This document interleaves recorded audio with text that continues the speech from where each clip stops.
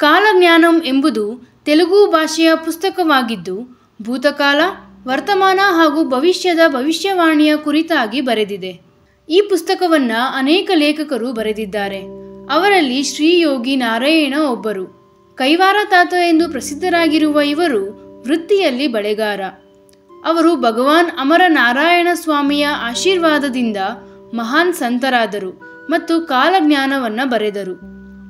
ಅತ್ಯಂತ ಪ್ರಸಿದ್ಧರಾಗಿರುವ ಸಂತ ಶ್ರೀ ಮಧ್ವಿರಾಟ್ ಪೋತುಲೂರು ವೀರಬ್ರಹ್ಮೇಂದ್ರ ಸ್ವಾಮಿಯು ಕಾಲಜ್ಞಾನ ಬರೆದಿದ್ದಾರೆ. ನುಡಿದಿದ್ದ ಭವಿಷ್ಯಗಳಲ್ಲಿ ಬಹುತೇಕ ಘಟನೆಗಳು ಸತ್ಯವಾಗಿವೆ ಎನ್ನುವುದು ಆಸ್ತಿಕರ ನಂಬಿಕೆ. ಹಾಗಿದ್ರೆ ಕಾಲಜ್ಞಾನದಲ್ಲಿದ್ದ ಭವಿಷ್ಯವನ್ನು ತಿಳ್ಕೊಳ್ಳೋಣ. ಒಬ್ಬ ಮಹಿಳೆ 16 ವರ್ಷಗಳ ಕಾಲ ಆಳುತ್ತಾಳೆ. ಇದರಂತೆ 1966ರಿಂದ ಇಂದಿರಾ ಗಾಂಧಿ 16 ವರ್ಷಗಳ ಕಾಲ ಆಳಿದರು.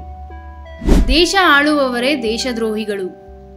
ಅಲ್ಪ ಆಯುಧ ಉಳ್ಳವರು, ಆಯುಧ ಪ್ರಯೋಗದ ಅನುಭವ ಇಲ್ಲದವರು ದೇಶವನ್ನ ಆಳುತ್ತಾರೆ. ಪಾಪ ಕೃತ್ಯಗಳು ಹೆಚ್ಚುತ್ತವೆ. ದೇಶವನ್ನ ಆಳುವವರು ಪರಿಶುದ್ಧನಾಗಿರುವುದಿಲ್ಲ ಎಂದು ತಾತಯ್ಯ ಬರೆದಿದ್ದಾರೆ. ಹೆಂಗಸರು ತಮಗೆ ಹುಟ್ಟಿದ ಮಕ್ಕಳನ್ನ ಮಾರಿಬಿಡುತ್ತಾರೆ ಹಾಗೂ ಅನೇಕ ಆಕ್ರಮ ಸಂಬಂಧಗಳನ್ನ ಇಟ್ಟುಕೊಳ್ಳುತ್ತಾರೆ. ಜೀವರಹಿತ ವಾಹನಗಳು ಬರುತ್ತವೆ.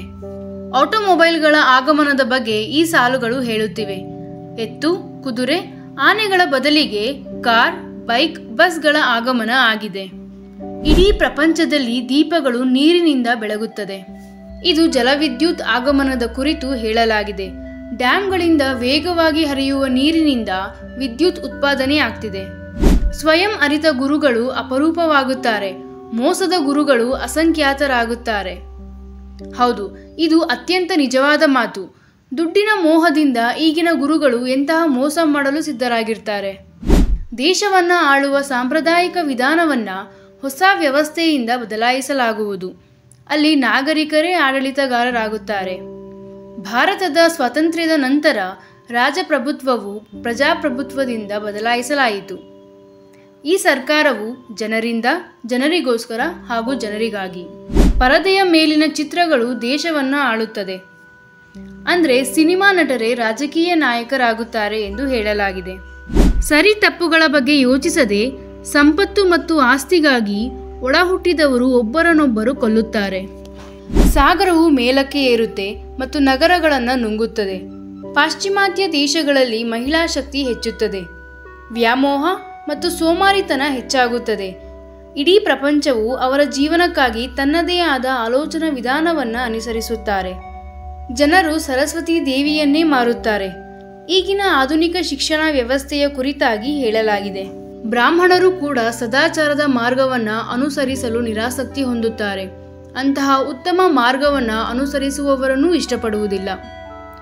ಪುರುಷ ಮತ್ತು ಮಹಿಳೆಯರ ನಡುವೆ ಸಂಭೋಗ ಸಂಬಂಧ ಹೆಚ್ಚಾಗುತ್ತದೆ. ಬಿಳಿ ಕಾಗೆಗಳ ಗುಂಪು ಹಳ್ಳಿ ಮತ್ತು ಪಟ್ಟಣಗಳ ಗಡಿಗಳಲ್ಲಿ ಕೂಗುತ್ತದೆ. 12 ದಿನಗಳ ಕಾಲ ಗೋದಾವರಿ ನದಿಯಲ್ಲಿ ನೀರು ಇರುವುದಿಲ್ಲ ಮತ್ತು 13ರಂದು ಭಾರೀ ಪ್ರವಾಹ ಉಂಟಾಗುತ್ತದೆ. 2040ರ ವೇಳೆಗೆ ಕಾಶಿಯಲ್ಲಿ ಗಂಗಾ ನದಿಯಲ್ಲಿ 40 ದಿನಗಳವರೆಗೆ ನೀರು ಇರುವುದಿಲ್ಲ. 25 ನಗರಗಳಲ್ಲಿ ರಕ್ತಪಾತ ಮತ್ತು ವಿಪತ್ತುಗಳು ಸೂಚಿಸಲಾಗಿದೆ.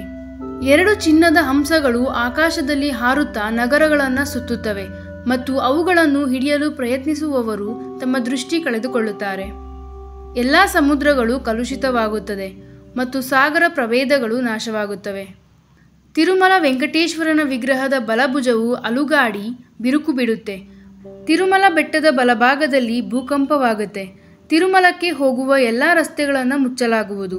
ತಿರುಮಲ ವನ್ಯ ಪ್ರಾಣಿಗಳಿಗೆ ಆಶ್ರಯವಾಗುತ್ತೆ.